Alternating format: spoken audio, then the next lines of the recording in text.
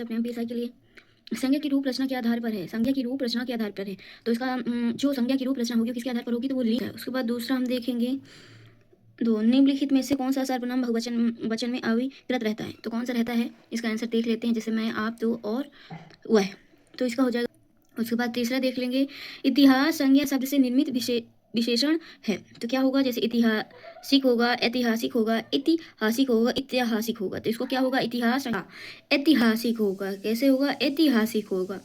इतिहास संज्ञा शब्द से निर्मित उत्तर सा उपयुक्त है। उसके बाद चौथा देखें, निष्कर्ष कौन सी संधि होती है, तो दीर्घ संधि, स्वर संधि, विसर्ग संधि, व्यंजन संधि, तो इसमें उत्तर दा होगा। कौन सा, विसर्ग संधि है। कैसे होगा, चलिए देख लेते हैं। विसर्ग है। उसके बाद पांचवा देख लेते हैं, मैंने उसे कहा कि वह कल तुम्हारे घर आएगा, प्रस्तुत वाक्य में सर्वनाम की संख्या चिन्हित कीजिए, तो मैंने उसे कहा कि वह कल तुम्हारे घर आएगा, प्रस्तुत वाक्य में सर्वनाम की संख्या चिन्हित कीजिए, तो 6, 3, 4 या 2, तो इसका हल क्या हो जाएगा, 4 हो जाएगा। मैंने उसको कहा, तो जैसे चलिए उत्तर देख लेते हैं, मैंने उससे कहा कि वह कल तुम्हारे घर आएगा, वाक्य में सर्वनाम की संख्या 4 है, अतः उत्तर व उपयुक्त होगा। ठीक है, तो छठवां देखा कि लोग कौन सा समास बनता है, इत, रेताल, समाहार, इत।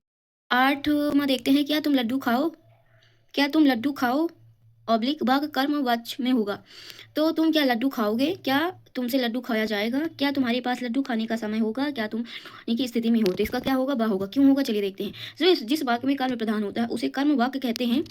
वाक्य में बा, क्या तुमसे लड्डू खाया जाएगा, कर्म वाक्य है। ठीक, तो इसका क्या होगा, तुम लड्डू खाओ, तो इसका वाक्य क्या, तुमसे लड्डू खाया जाएगा, इसका वाक्य ये हो जाएगा। ठीक है, उसके बाद नौवां देखते हैं, तुम क्या कर रहे हो, इस विधिवाचक होगा, तुम कुछ कर रहे हो। ठीक है, इसका क्या होगा, विधिवाचक, इसका हो जाएगा 12 नंबर, तुम कुछ कर रहे हो। कैसे हो जाएगा, तुम कुछ कर रहे हो, विधिवाचक वाक्य होगा जिस वाक्य में क्रिया के करने या होने का बोध होता है। उसके बाद हम 10वां देख लेते हैं, निम्नलिखित में से किस वाक्य में शब्द निर्माण संबंधी अशुद्धि है। अशुद्धि की बात हम करेंगे।